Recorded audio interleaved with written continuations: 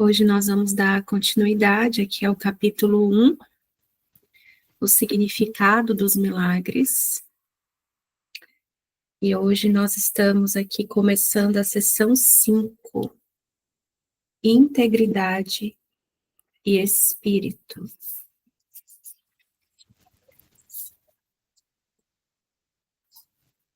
Para quem está com o livro físico, é a página 12 do livro texto.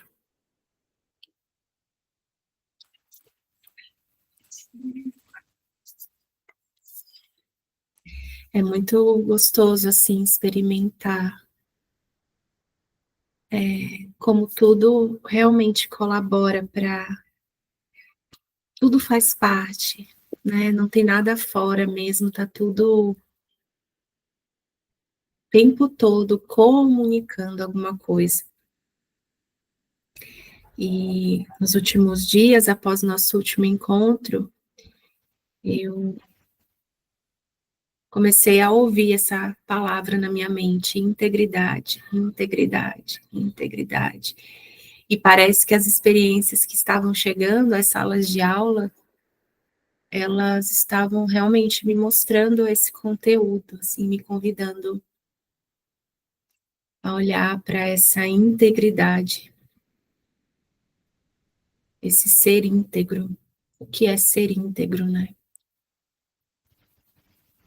E aí, acho que no domingo ou na segunda, não me lembro, eu pensei, deixa eu ver qual que é a próxima sessão que a gente vai ler essa semana, porque sempre eu tenho a sensação de que casa. Aí quando eu olhei integridade e espírito, falei, nossa, que perfeição. Deixa eu ler essa sessão, porque era realmente tudo que parecia estar sendo, que parece que ele está me ensinando, me mostrando aqui, né? Então vamos lá receber, que eu também quero muito receber aqui junto, porque ele fala aqui sobre isso. Integridade e espírito. Parágrafo 1.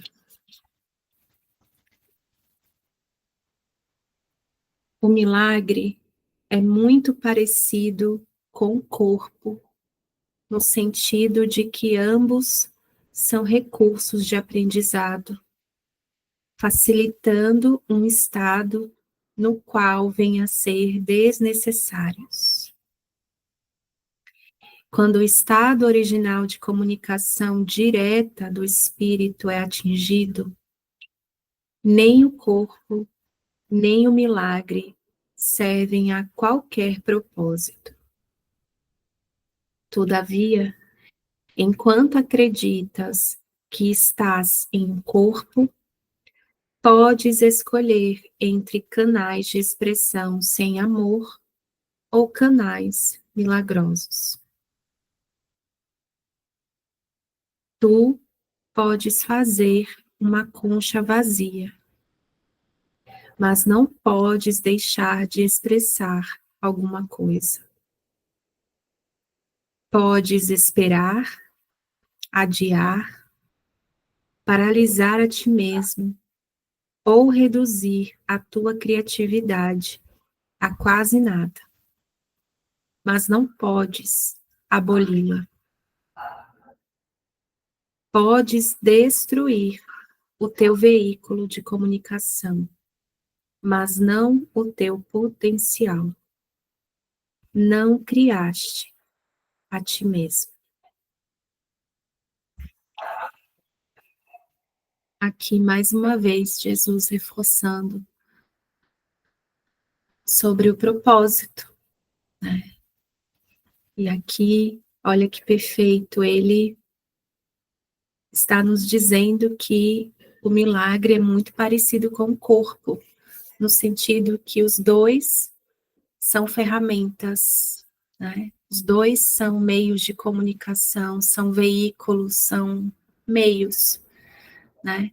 Por isso que é um curso em milagres, né? Esse em ele é de meio através dos milagres, porque o milagre restitui a nossa consciência, né? A presença do amor. Então, é o milagre que faz essa correção. Mas assim como o corpo, ele é um instrumento temporário, né? Porque ele só é necessário enquanto eu acredito que sou um corpo, que estou no corpo, né?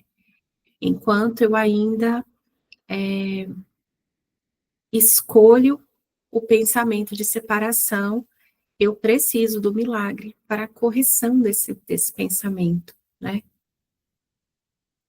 Então, quando os recursos de aprendizado, né? Quando o aprendizado é concluído, quando eu me lembro do que eu realmente sou e descanso nessa certeza e o milagre, o perdão e o corpo, eles não são mais necessários, porque eu me lembrei, né? Então não tem mais utilidade mesmo. Então, quando o estado original de comunicação direta do espírito é atingido, nem o corpo, nem o milagre servem a qualquer propósito. A nossa experiência, ela é uma experiência aparente, né, de interrupção, né? Tem uma interferência nessa comunicação. Então, nós estávamos nos comunicando, né, diretamente com Deus, sem limites, e de repente essa comunicação ela foi cortada, interrompida por um pensamento de separação.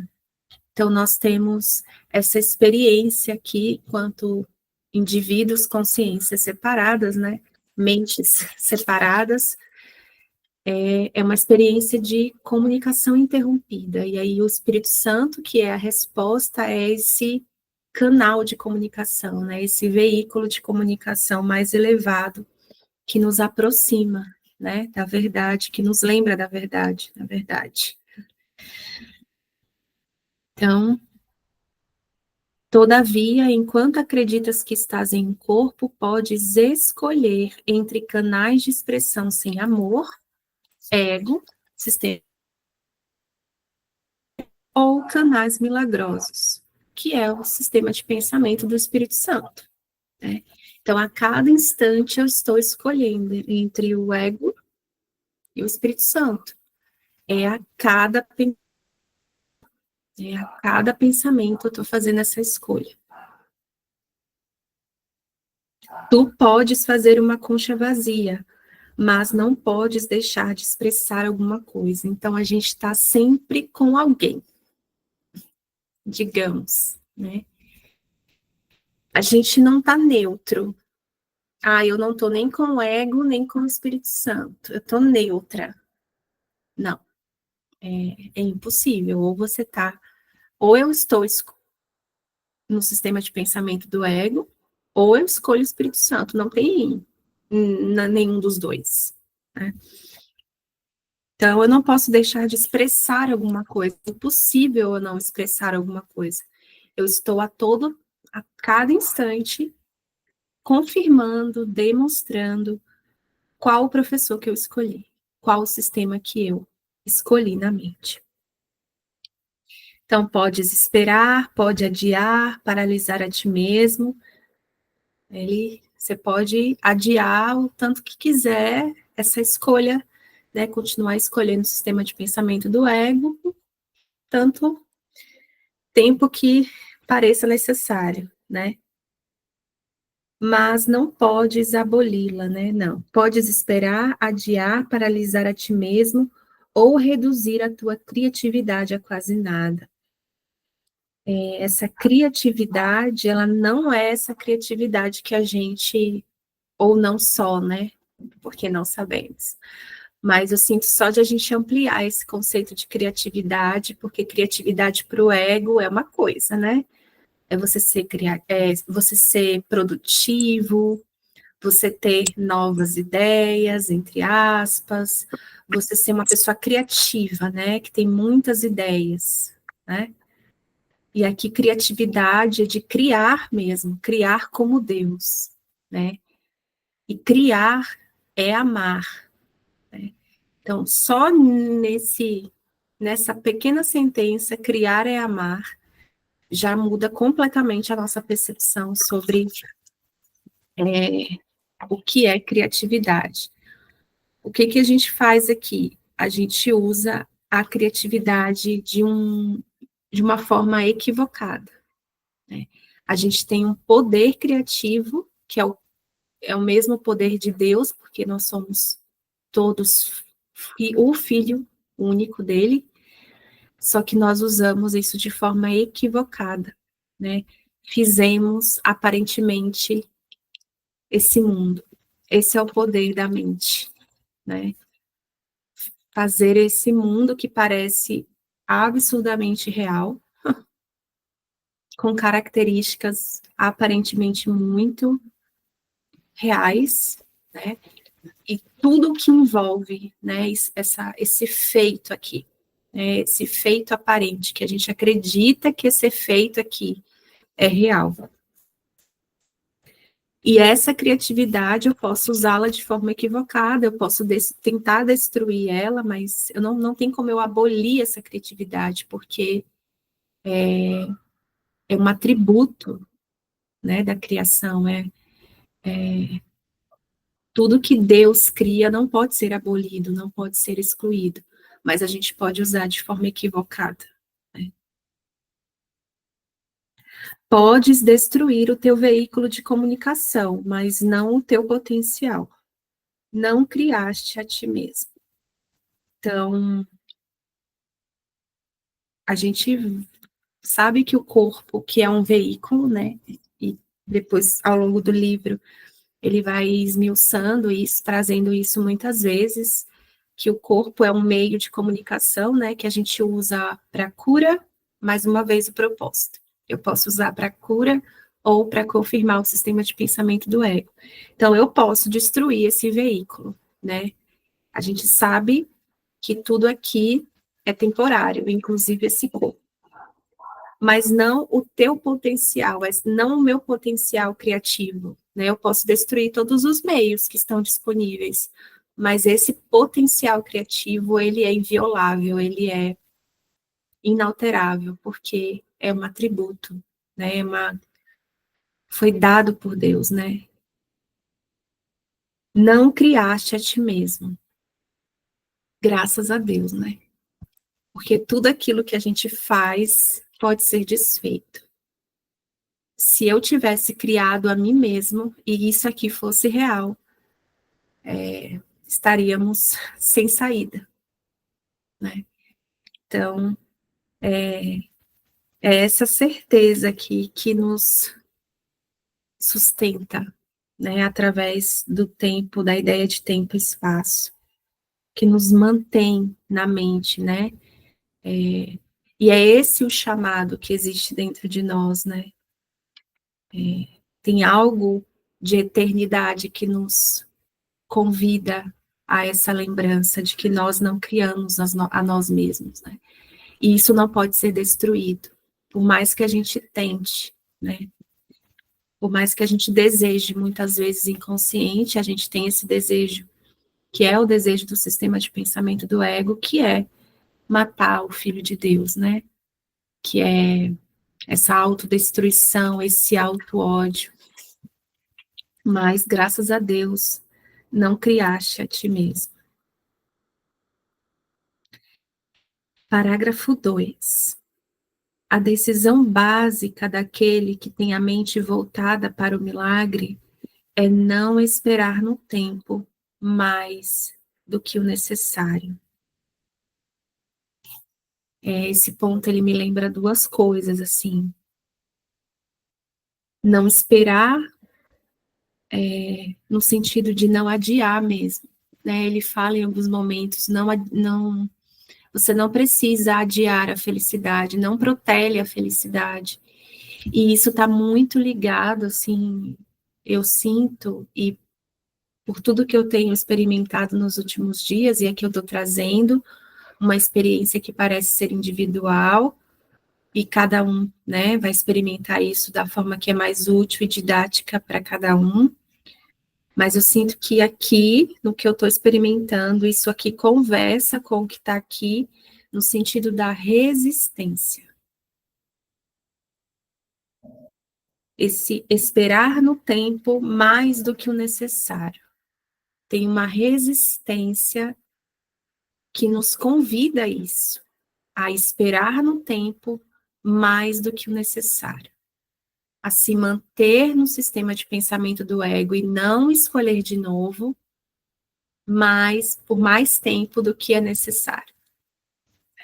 Então isso eu sinto que aqui está muito voltada a essa resistência de aceitar a verdade, né? E aí a gente fica ali mais do que o necessário, né? A gente fica chafurdando mesmo ali no equívoco, né? Mergulhando de braçada ali, nadando e ali paralisado, né? Essa resistência. Então, a decisão básica daquele que tem a mente voltada para o milagre é não esperar no tempo mais do que o necessário. E a resistência, ela é muito curiosa, assim. Estou aqui, né? Passando aqui as ideias na minha mente. Porque a resistência, ela, que a gente, é uma interpretação nossa, né? Mas parece que quando a gente olha para uma resistência, quando a gente sente e a gente olha e fala, estou resistindo, isso aqui é resistência. Tem tem um lugar na mente que não observa a resistência, mas que acredita que é a resistência. Eu estou resistindo. Parece que a resistência ela nos seduz a tal ponto que a gente começa a acreditar que a gente é a resistência, que sou eu resistindo, né? E aí a gente esquece de dar um passo para trás e observar a resistência. Assim como a gente observa a raiva, o que parece ser culpa, que é tudo o mesmo, né? Mas parece que a resistência, ela tem um quê? Parece que a gente acredita que ela tem alguma verdade, que ela tem algum, que ela tá, que se eu tô resistindo é porque tem alguma, como se tivesse verdade ali, como se ela fosse real. E isso me lembra o livro de exercícios, a introdução do livro de exercícios, que me salvou, assim. Isso aqui me salva, é que agora a gente está na parte 2. E aí eu acabo não trazendo tanto isso, mas essa introdução aqui do livro de exercícios, ela é, assim, para mim, nem sei o que dizer, assim. Quando ele fala, não precisas acreditar nessas ideias, não precisas aceitá-las, e não precisas nem mesmo acolhê-las bem. Há algumas delas podes resistir ativamente. Nada disso importará ou diminuirá sua eficácia, mas não te permitas fazer exceções ao aplicar as ideias contidas no livro de exercícios. E quaisquer que sejam as tuas reações às ideias, usa-as. Nada mais do que isso é requerido. Ou seja, nem essa resistência ela tem significado, né? Ela tem qualquer importância. Dei uma travada aqui. Acho que voltei. Ela não tem significado. Então, que a gente se lembre de observar também essa resistência. E chamar Jesus, né? Convidar o Espírito Santo para observar isso. E não ser isso, né? Não se confundir com isso. Sentença 2. O tempo pode desperdiçar, assim como ser desperdiçado. A cada instante a gente recebe oportunidades de perdão que a gente pode ou não aceitar, né? E essas oportunidades, elas se renovam a cada instante. Então, São infinitas as salas de aula, mas a gente pode escolher desperdiçá-las, né? A gente pode escolher não usar o tempo para ir além dele com o Espírito Santo. O trabalhador de milagres, portanto, aceita com contentamento o fator de controle do tempo. Esse fator de controle do tempo, a gente viu nos princípios dos milagres. Quando ele disse que ele está responsável pelo milagre, né? Eu até coloquei aqui. Deixa eu ver.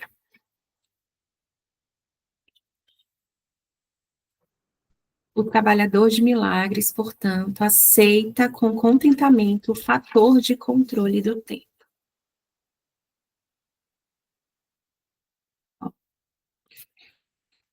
No princípio 47, ele diz: o milagre é um instrumento de aprendizado que faz com que a necessidade de tempo diminua. Esse é um fator de controle do tempo, né? O milagre, ele colapsa o tempo. Ele é esse sentido que ele está trazendo, né? Esse fator de controle. Porque ele diminui a necessidade de tempo. Então, tem um controle, tem um fator de controle sobre isso. Aí, no princípio 48, ele traz: o milagre é o único instrumento à tua disposição imediata para controlar o tempo. Novamente, ele trazendo esse fator de controle do tempo, que é esse salto, né, que a gente experimenta, que a gente não tem consciência, né, a gente não sabe de forma consciente como que isso acontece, mas que colapsa o tempo, sim, né. O perdão, ele torna desnecessário, né? Algumas experiências não serão mais úteis porque o aprendizado foi concluído, porque o perdão foi completo, é completo. Então, as salas de aula, elas vêm trazendo conteúdo que ainda tem ali um pedido de perdão, né? Tudo é um pedido de perdão, né? São pensamentos que estão pedindo ali a experiência do perdão. Como ele diz, né? Um pensamento que não perdoa faz muitas coisas. Então, enquanto eu não perdoo, ele continua ali se multiplicando, né? E as experiências vão se repetir, eu vou continuar experimentando aquela sensação interna, e aquilo vai se repetindo, aparentemente vai parecer cada vez mais intenso, né? Porque é só um convite para o perdão, né? Olha, perdoa e verás isso de um modo diferente. Ó, perdoa e verás isso também de um modo diferente. Então, é nesse sentido que ele fala desse fator de controle do tempo. Ele reconhece que cada colapso de tempo traz a todos para mais perto da liberação final do tempo, na qual o Filho e o Pai são um. Igualdade não implica igualdade agora. Nossa, isso é muito real, assim. Aqui não tem igualdade. O mundo, ele é um mundo, esse mundo dual, mundo de formas, é o mundo da desigualdade. É uma característica dele, ser diferente, ser desigual. As formas, elas nunca serão iguais. Sempre vai ter aquele que aparentemente é o líder e aquele que vai obedecer, né? Tem hierarquias aqui, né? Diferenças, né? Ordens de dificuldades aqui no mundo das formas. Então, a igualdade na qual o filho e o pai são um, essa igualdade do ser com seu pai, né? Não implica igualdade agora aqui. O agora está aqui em itálico, né?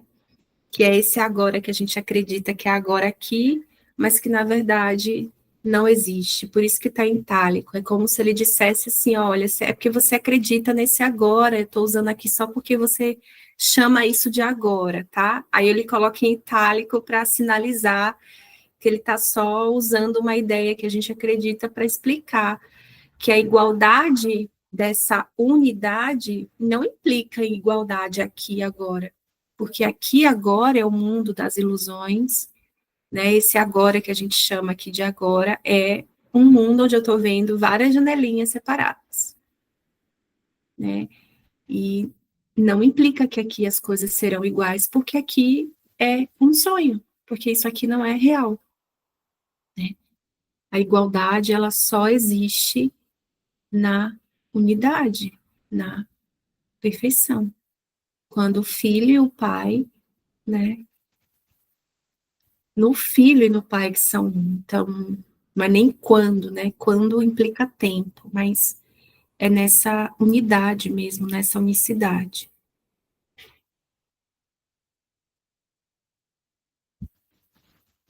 Parágrafo 3. Quando a expiação tiver sido completada, todos os talentos serão compartilhados por todos os filhos de Deus, porque não há separação, não há individualidade, né?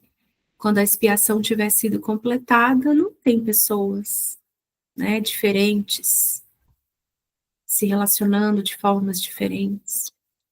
Então, nós compartilhamos, né? Todos os talentos serão compartilhados por todos os filhos de Deus. Deus não é parcial. E às vezes a gente acredita que ele é muito parcial. Qual Deus é parcial? De que Deus nós estamos falando aqui, né? Porque o Deus que o ego fez, ele é muito parcial.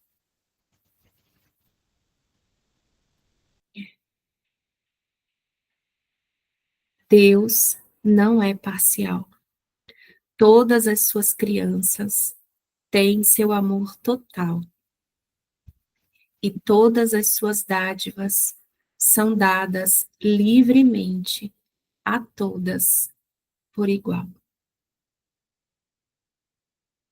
Aqui, se eu não me lembro do tomador de decisões, se eu não me lembro que ele está falando com esse tomador de decisões, que não é o personagem, mas é essa parte da mente que decide entre o Espírito Santo e o ego, isso aqui não vai fazer sentido. Porque eu vou tentar trazer para cá. Eu vou achar que é Priscila que tem, né, o amor de Deus. E que as dádivas de Deus são dadas livremente a Priscila como personagem desse sonho. Então, aqui ele está falando todas as suas crianças, S maiúsculo. Né? São essas consciências aparentemente fragmentadas que estão esquecidas, né? Mas que fazem parte dessa mente com Deus e que estão em Deus. Então, isso é muito importante, assim, porque aqui a mente, ela questiona, sabe? Como assim todas as dádivas de Deus são dadas livremente? A todas por igual. Tem pessoas que não estão bem, tem pessoas que sofrem, tem pessoas que passam necessidades. E aqui a gente precisa perguntar para Jesus o que, que é cada coisa dessa aqui que ele está falando. Quais crianças, Jesus? Que amor é esse, Jesus? O que são essas dádivas? Como que são dadas? A gente precisa perguntar mesmo o que, que é, não supor que a gente já sabe. Porque saber é trazer para esse nível aqui da dualidade, da interpretação. E vai parecer injusto. Deus vai parecer injusto. Se a gente olhar a partir do Deus que o ego fez, vai parecer muito injusto. E ele traz acho que um trecho bíblico, né? Se não vos tornardes como as criancinhas, significa que a menos que reconheças plenamente a tua completa dependência de Deus, não podes conhecer o poder real do Filho em seu verdadeiro relacionamento com o Pai. Então, esse se tornar uma criancinha não é só sobre não saber, porque uma criança não sabe, né? Ela está perguntando tudo. Isso também pode nos inspirar no nosso relacionamento com Jesus. Perguntar tudo para ele. Uma criança, ela está sempre perguntando: o que é isso? Para que é isso? Por que disso? Mas isso aqui, mas e isso? Né? E ela não tem nenhuma noção de. Parece, né? Que ela não tem nenhuma noção de perigo, de medo, né? Ela vai tocando, ela vai pegando, ela vai experienciando isso aqui sem qualquer noção de perigo, de defesa, de qualquer análise, né, do eu sei, né? Porque a gente não vai colocar a mão num bicho, sei lá, peçonhento, porque eu sei que um bicho peçonhento faz tal coisa, é perigoso, tem uma história que eu já sei. A criança não, ela vai lá e coloca a mão. Para ela é, né? Então, isso ela pode nos inspirar. Não a gente fazer coisas que coloquem em risco, que destruam o corpo, né? Eu digo no sentido de perguntar para Jesus, por que isso? Por que aquilo? Está diante de uma cena, de uma situação, de um conflito? O que é isso, Jesus? O que significa isso? Sentiu um desconforto, uma angústia, um medo? O que é isso, Jesus? O que significa isso? Para que isso? Por que disso? Como uma criança mesmo.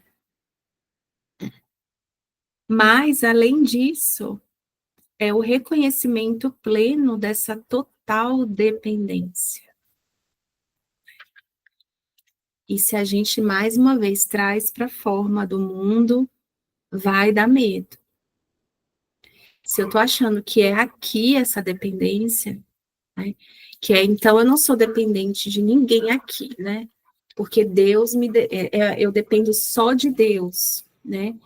Eu vou esperar, eu vou entrar nesse relacionamento de troca com Ele, né? Eu sozinho, né? De barganha, sempre esperando algo dele, né? E essa dependência é uma dependência enquanto existência mesmo, né? Enquanto mente, enquanto Cristo, né? Não enquanto corpos, né? E aí, nesse lugar, a gente experimenta esse poder real. Por que que a gente tem medo, às vezes, de desagradar alguém? Porque parece que eu tô com medo de desagradar, né? Mas, na verdade, eu tô com medo dessa integridade aqui. Porque se eu desagradar o meu pai, o que vai acontecer se eu acredito que eu sou Priscila e que meu pai faz parte de Priscila, ele faz parte do autoconceito de Priscila.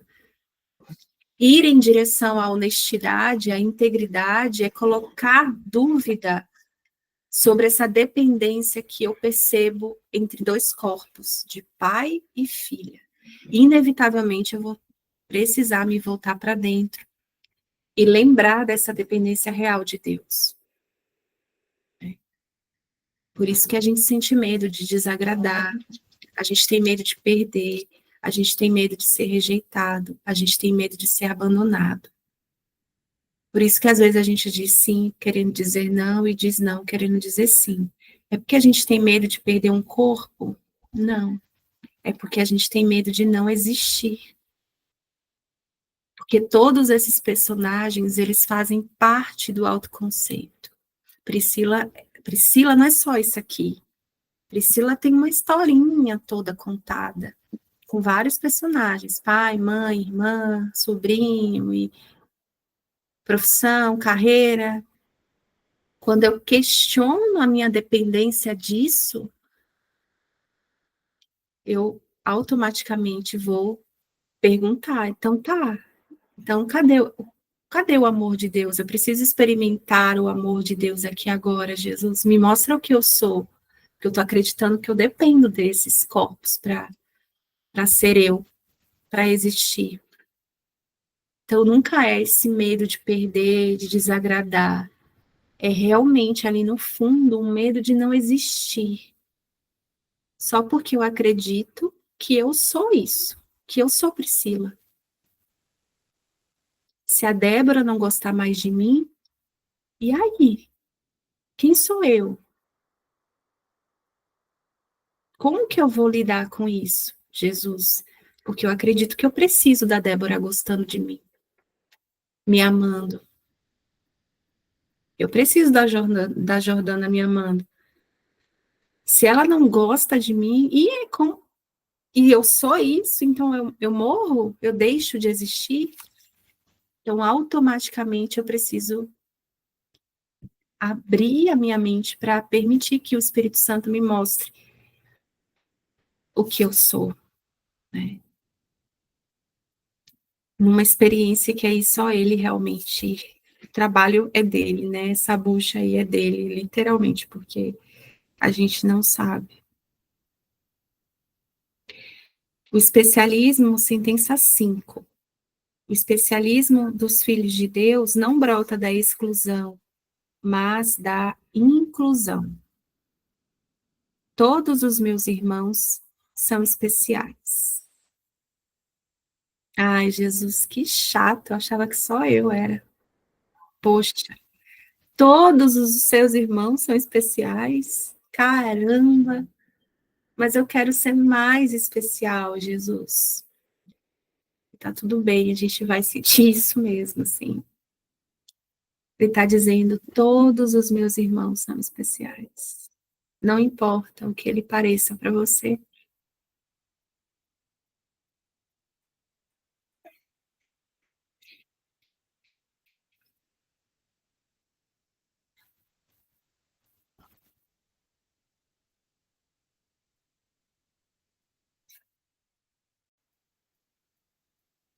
Que quando a gente lê, né, todos os meus irmãos são especiais, por isso que é a cada instante mesmo. O ego, ele fala assim: caramba, mas são 8 bilhões. É muita gente, hein? Caramba, não vai dar conta, eu não vou conseguir. São 8 bilhões. São muito, e muito mais, que eu ainda nem sei, né? E todos os meus irmãos são especiais, no sentido, eu sinto que ele está conversando com o Cristo, o que é igual a ele, né? Que é essa visão que ele quer nos mostrar, que está em nós, né? Porque aqui sempre vai ter diferenças. Então, mas quando a gente olha além, né, como a experiência que você trouxe na semana passada, Débora, da pessoa que você encontrou, parecia que fisicamente ele era completamente diferente. Mas no exercício que a gente fez, tinha algo igual ali. Não era o corpo, mas era essa lembrança, né? Esse conteúdo que é sempre o mesmo, que é o Filho de Deus.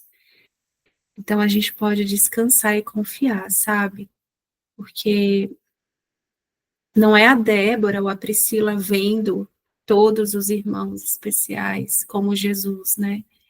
Mas é esse ser lembrado através desses instrumentos, desses veículos aqui, lembrando disso, né? Então a gente não precisa mesmo, não requer esforço da nossa parte, assim, é um lugar de descanso mesmo. Mas está muito entregue, nada vai nos parar, nada vai nos parar. Todos os meus irmãos são especiais. Se acreditam que são privados de alguma coisa, sua percepção vem a ser distorcida, né? Essa percepção de falta, né? Falta. E isso tá em tudo, assim, né, gente? A gente não precisa pensar nisso só nas coisas, né? Na falta de coisas específicas ou de dinheiro, mas da ideia, às vezes, que eu tenho de. Por isso que o propósito é a cada instante, né? Na nossa mente, de treino mesmo. Porque no momento em que eu estou pensando em aprender algo novo, estudar, vem da percepção de falta. Até quando eu quero. Até quando eu quero aprender alguma coisa em um curso de milagres, vem da percepção de falta. Eu não sei, eu não conheço isso, me falta isso. Então, é um convite para descansar nessa certeza, né? Jesus, me mostra essa certeza aqui dentro, me ensina a descansar em Deus. Toda dúvida, ela vem da percepção de falta, de que falta certeza. Então, tem sempre esse anexo, né? Essa percepção distorcida de falta. Quando isso ocorre, toda a família de Deus ou a filiação tem seus relacionamentos prejudicados, porque é uma só mente, né? Se uma mente está com a percepção distorcida, todos nós, né? Não tem, não há exclusão, né? Realmente nós somos um nesse sentido. Então, mais uma vez, ele nos lembrando aqui dessa unidade. Parágrafo 4. Em última instância, cada membro da família de Deus tem que retornar. É impossível que alguém fique de fora. Né? Recentemente eu fiz um post lá no Instagram, eu estava olhando muito para a rejeição. E, coincidentemente, fiz um atendimento que foi o tema rejeição, parece, né? A questão que estava ali. E a gente recebeu exatamente essa lembrança, assim. A gente achar que a gente é rejeitado, a gente acha que é rejeitado porque a gente acredita que algo fora de nós pode nos deixar de fora. Essa é a rejeição. Olha a multiplicação aí da ilusão, né? Eu acho que algo fora de mim, alguém fora de mim, pode me deixar de fora, né? É uma distorção mesmo na percepção. Então, em última instância, cada membro da família de Deus tem que retornar, ninguém fica de fora, não há fora nem adentro, né? Todos fazem parte disso, né? Por isso que ele diz, todas as vezes em que você questionar o seu valor, lembra-te, o próprio Deus é incompleto sem mim, porque todos têm que retornar, né? Não, Deus não se alegra com 99,9%, né? Aqui é uma forma didática de falar, né? Sentença 2. O milagre chama cada um a voltar, porque o abençoa e o honra, mesmo que ele possa estar ausente em espírito.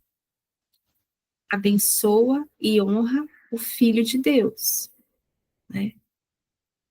É esse que ele abençoa e honra, mesmo que ele possa estar ausente em espírito, esquecido, né?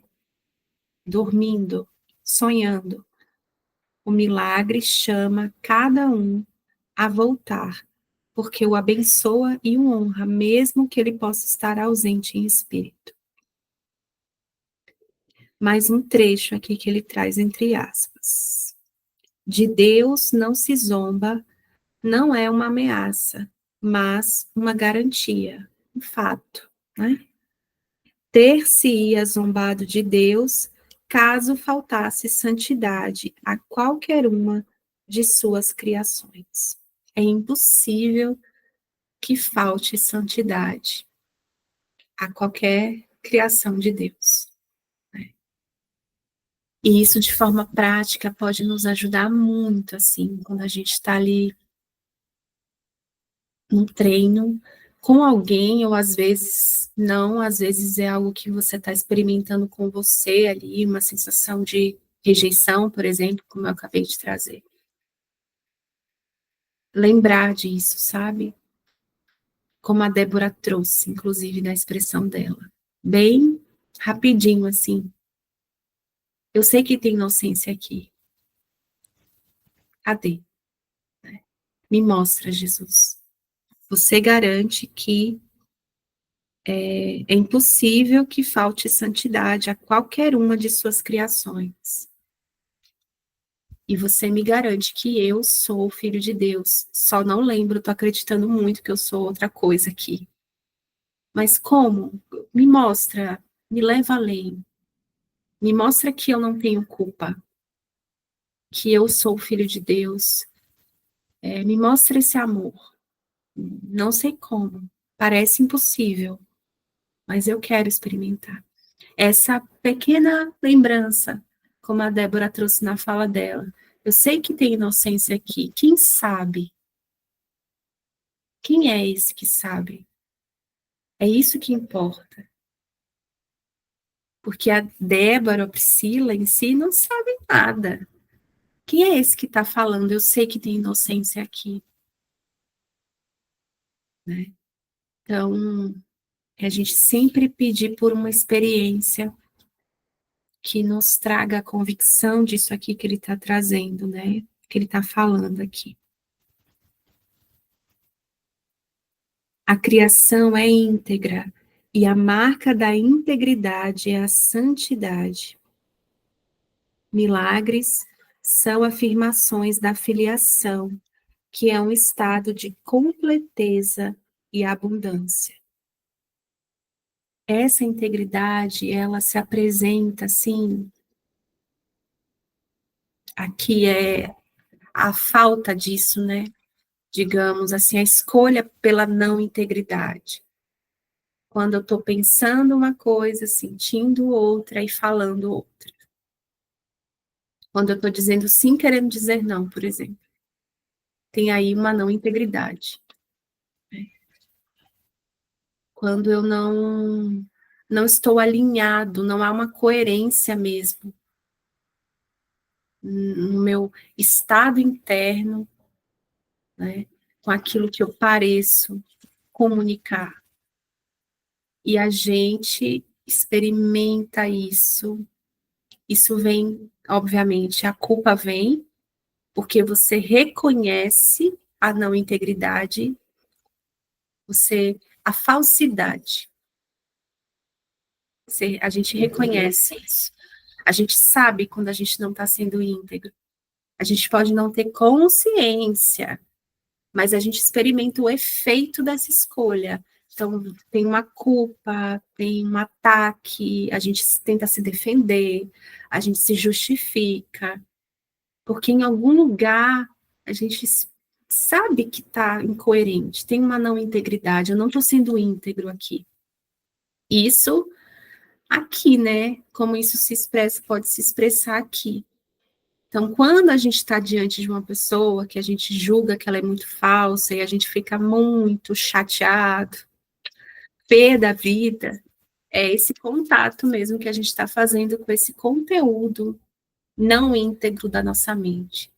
Aí a gente fica muito bravo, porque a gente está dizendo que o outro que não está sendo verdadeiro, mas nós não somos a cada instante. Enquanto eu acredito que eu sou um corpo, eu não estou sendo verdadeiro.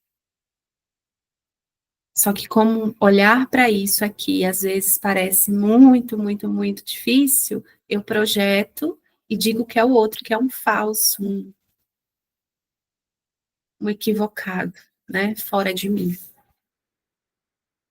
E a marca da integridade é a santidade, né? Então, se tem culpa, não tem integridade, não tem santidade. Se tem medo, não tem integridade. A criação, ela é íntegra. Milagres são afirmações da filiação, que é um estado de completeza e abundância. Essa é a experiência do milagre, né? Que é perfeita, assim, porque parece que às vezes realmente nada aconteceu na forma. Geralmente nada acontece na forma, mas a experiência na mente é de expansão, de completeza, de abundância, porque um pensamento equivocado, ou não sei quantos pensamentos, quanto que isso foi feito, né? Mas houve correção, né?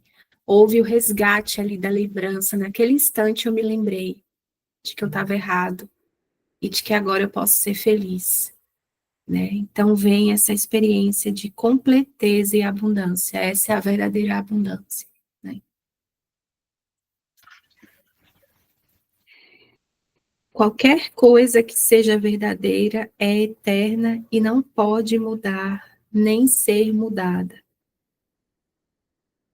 O espírito é, portanto, inalterável, porque já é perfeito, mas a mente pode eleger a que escolhe servir. Mais uma vez o propósito aqui, né? O poder de decisão que é nosso. Então, aqui, se a gente olha para esse mundo de formas, o que é verdadeiro aqui? Considerando isso que ele está trazendo. Qualquer coisa que seja verdadeira é eterna e não pode mudar nem ser mudada. Então, aqui tudo muda. Tudo simplesmente pode acabar num estalar de dedos, porque não é verdadeiro. E daqui a gente consegue olhar para o medo que a gente tem de pensar que a minha dependência está aqui. Tudo isso no nosso mais profundo da nossa mente, né? Óbvio que a gente tem medo. Porque eu mesmo assistindo a isso aqui, eu sei que eu não posso confiar nisso aqui. Porque isso aqui acaba a qualquer instante. Óbvio que eu vou sentir medo se eu acreditar que a minha dependência, que a minha vida depende, vida com V maiúsculo, depende disso aqui. Óbvio que eu vou sentir medo, pavor, que é esse medo que todos nós experimentamos a qualquer momento. É isso que o ego conta. Sua vida depende desse mundo, mas esse mundo acaba, tá? Sua vida depende do corpo, tá? Sua vida é o corpo, mas ele morre, viu? Então fica esperto. Sabe esse jogo? Morde a sopra, morde a sopra. Mais morde do que a sopra, às vezes. Para nos manter nesse estado de medo mesmo, de pavor, né? Mas nós temos o nosso poder de decisão, de escolher a quem servir. O único limite imposto à sua escolha é que não pode servir a dois senhores. Então, eu não posso servir ao ego e ao Espírito Santo ao mesmo tempo. É impossível. Se escolhe fazer as coisas desse modo, a mente pode vir a ser o veículo pelo qual o Espírito cria segundo a linha da sua própria criação. Então, se eu escolho o Espírito Santo, serei esse veículo de comunicação, de criação nas mãos, entre aspas, mãos dele, né? Se não escolhe livremente fazer assim, olha que perfeita essa palavra aqui, bem passando assim. Se não escolhe livremente fazer assim, retém seu potencial criativo, porque a criatividade ela só existe no espírito, ela é Deus, né? Então você retém o seu potencial criativo, mas coloca-se sob um controle tirânico em vez do controle da autoridade. Esse controle tirânico, o ego, né? Ataque, defesa, controle, em vez do controle da autoridade com A maiúsculo, que é o Espírito Santo. Como resultado, né, ela aprisiona, pois tais são os ditames dos tiranos. Tiranos aprisionam, tiranos controlam a seu modo, né? Mudar a tua mente significa colocá-la à disposição da verdadeira autoridade. Escolhe de novo. Isso é mudar a mente. Escolhi o ego, mas agora eu escolho o Espírito Santo. Eu escolho colocar a minha mente à disposição da verdadeira autoridade. E aqui o verdadeira está em itálico, porque em última instância não tem outra autoridade. Não tem uma autoridade falsa. Isso é contraditório, autoridade falsa, né? Mas aqui ele está trazendo só de uma forma didática, de verdadeira para ficar mais didático para a gente entender mesmo. Mas não existe outra autoridade falsa. Só existe uma autoridade, que é o Espírito Santo. Parágrafo 6. O milagre é um sinal de que a mente escolheu ser guiada por mim, a serviço de Cristo. Aqui Jesus, mais uma vez, reforçando, né, os princípios dos milagres. Também a gente viu isso. Princípio, eu marquei aqui. Princípio 32, quando ele diz, eu inspiro todos os milagres, que são realmente intercessões, então ele que está a cargo disso, não é a gente que decide quais os milagres, né? E que sabe o que é útil. E também lá no princípio 27, o milagre é uma bênção universal de Deus através de mim para todos os meus irmãos. Então, mais uma vez, a gente vai ver durante todo o livro-texto que ele está dizendo a mesma coisa, de formas completamente diferentes, aparentemente. Então, o milagre é um sinal de que a mente escolheu ser guiada por mim a serviço de Cristo. O milagre é o resultado do perdão ali, né? Eu escolhi pelo perdão verdadeiro. Sentença 2. A abundância de Cristo é o resultado natural da escolha de segui-lo. Todas as raízes superficiais. Vou voltar aqui, me veio uma coisa assim. Na sentença 2. A abundância de Cristo é o resultado natural da escolha de segui-lo. Se eu não estou experimentando abundância, um estado interno de abundância, é porque eu simplesmente não estou seguindo Cristo. Não estou seguindo Jesus. Porque o oposto desse estado de abundância é o estado de escassez, é a percepção de falta. Alguma coisa me falta, eu não sou completo.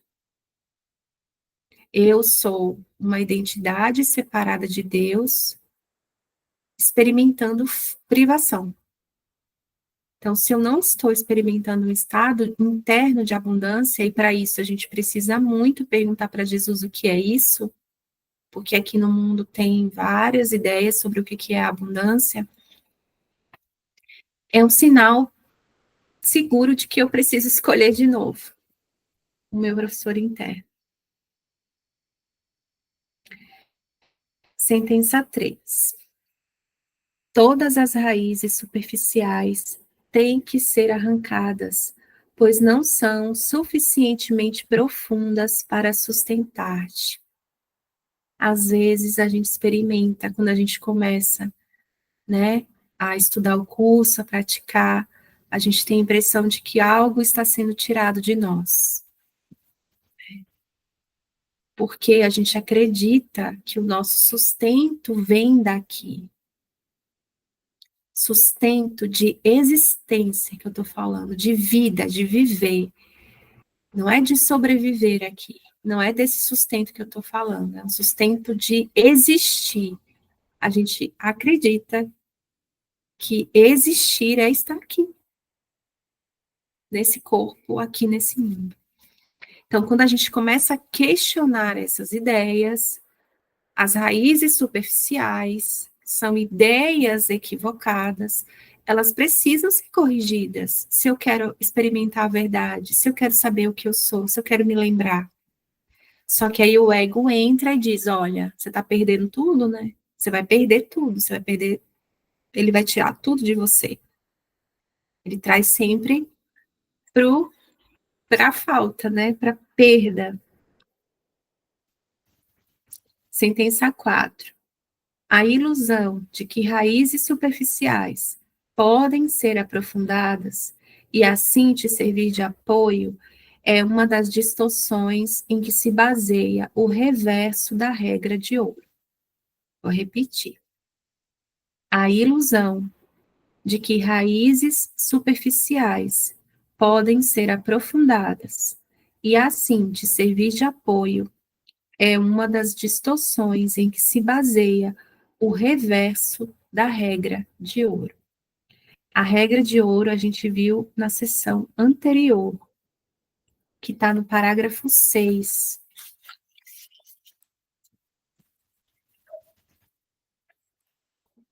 Na sessão Como Escapar da Escuridão, no parágrafo 6?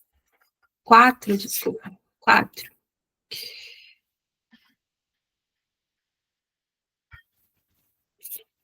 Pera, eu acho que não é aqui. Ah, encontrei. É na seção 3, Expiação e Milagres, parágrafo 6. Ele traz a regra de ouro. Tu respondes ao que percebes, e como percebes, assim te comportarás. A regra de ouro te pede que faças aos outros o que queres que façam a ti. Isso significa que a percepção de ambos tem que ser acurada. A regra de ouro é a regra para o comportamento apropriado. Tu não podes comportar-te apropriadamente, a não ser que percebas corretamente. A regra é: o comportamento, ele não é causa, ele é efeito. Tudo o que eu percebo é um efeito. Tudo o que e como eu acredito, como eu percebo, é assim que eu me comporto. Então, não se muda o comportamento, muda-se a mente a respeito do que está sendo visto no mundo, né? Não muda o mundo, mas a forma de ver o mundo. Então, essa é a regra, que ele está dizendo, olha, isso não muda. Você acredita nisso, você percebe isso porque você acredita nisso. Eu acho que tem até um lembrete do amor. Você acredita, você percebe isso porque você acredita nisso. Você percebe falta porque você acredita na falta. Como consequência, você percebe como efeito, né? Então, essa é a regra que ele está trazendo aqui mais uma vez. A ilusão de que raízes superficiais podem ser aprofundadas e assim te servir de apoio é uma das distorções em que se baseia o reverso da regra de ouro. Ou seja, a gente insistindo em dizer que não, que o que está fora causa o que eu sinto aqui dentro. E não que eu decidi antes perceber assim. Esse é o reverso, eu tentando dizer que o mundo fora é a causa do que eu sinto dentro, do meu mundo interno, da minha sensação interna. E mais uma vez ele está lembrando que não, a gente tem o poder de decidir como que a gente vai perceber, qual professor que a gente vai escolher. E o que, que a gente fica tentando? Aprofundar raízes nas ilusões. Então, não, fulano fez isso sim. Ele é culpado sim. Ele é errado sim. Eu estou me sentindo mal porque ele fez isso para mim. Não foi uma decisão que eu tomei de me sentir mal. Ele que causou. A gente fica tentando aprofundar isso, confirmar essa ilusão, confirmar. Existe algo fora que pode me afetar. Ou simplesmente o que ele já traz na introdução, algo real pode ser ameaçado. Pode ser sim. Olha, isso aqui pode ser sim. O que eu sou pode ser ameaçado. Porque Jordana fez isso para mim e me deixou mal. E me afetou. Então, mais uma vez, ele trazendo aqui. À medida que se desiste dessas fundações falsas, o equilíbrio é temporariamente experimentado como instável. Tem essa sensação de retaliação, né? Quando a gente começa a questionar, quando a gente começa a trazer para dentro e falar: não, não, eu não estou transtornado pela razão que imagino. A Jordana não é a causa do meu estado interno. Eu decidi isso antes, eu estou equivocada. Ó, Jesus, me ajuda aqui. Temporariamente, parece que há uma retaliação do ego. Às vezes a gente experimenta uma sensação de que da resistência, né? Porque a ilusão está sendo questionada, né? Então, temporariamente experimentado como instável esse equilíbrio, né? É um, é um equilíbrio que a gente experimenta como instável porque a gente está colocando em dúvida um sistema que a gente vem acreditando, né? E confirmando. Só que aí ele lembra, olha, nada é menos estável do que uma orientação invertida. Nada é menos estável do que esse sistema que você está escolhendo. Uma orientação invertida de cabeça para baixo. E nada que a mantenha invertida pode conduzir a uma estabilidade crescente. O que ele está dizendo? O ego te dá uma orientação completamente equivocada. Tudo para ele está invertido de cabeça para baixo. E tentar manter isso dessa forma não vai te conduzir à paz, que é essa estabilidade crescente, que é esse buscar e alcançar o manter estado de paz. Então, olha, você vai seguir essa orientação, ela não vai te dar estabilidade mental, porque está totalmente invertido. Ele está te ensinando tudo errado, você aprendeu tudo errado. Então, vem comigo, né? Nada que a mantenha invertida, ou seja, que não questione esse sistema, né? Se a gente deixa ele, né? Se a gente escolhe ele e mantém essa orientação invertida, essa orientação não pode nos conduzir a uma estabilidade crescente. Então, é só escolher de novo. Lembrar disso, né? Às vezes a gente está ali no treino, experimentando essa instabilidade, né? Praticando perdão, entregando para o Espírito Santo, mas experimentando, tendo uma sensação de desorientação ou de instabilidade. É só a gente lembrar, nada é pior, menos estável do que o que eu estou fazendo até agora. Então, eu posso confiar em Jesus e olhar para essa sensação interna com Ele. Porque essa sensação, ela também é uma escolha, né, inconsciente. Mas a gente pode pedir a ajuda dele, né? Quando o ego falar isso tá ruim, hein? Começou a estudar um curso de milagres, começou a fazer isso daí, ixi, tudo vai desabar. Mas como que tem sido até agora? Você está feliz? Você está em paz, perfeita? Você se sente amado por Deus? Você se lembra desse amor?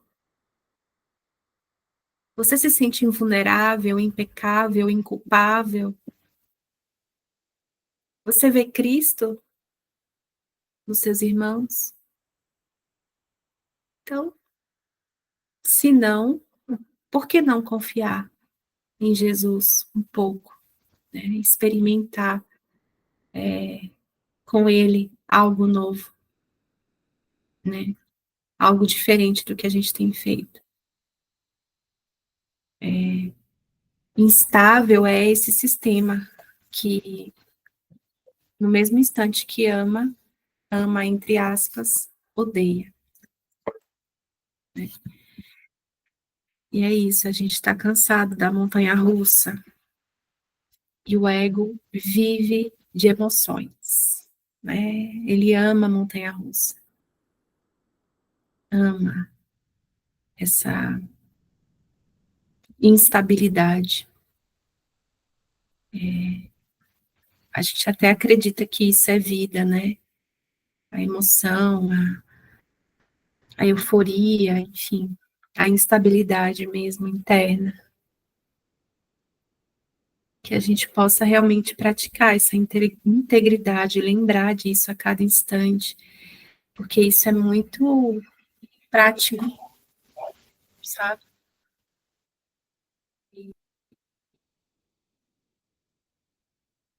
E é isso, amores. Vamos muito juntos. Vou encerrar aqui essa gravação para quem está assistindo. Até o próximo encontro.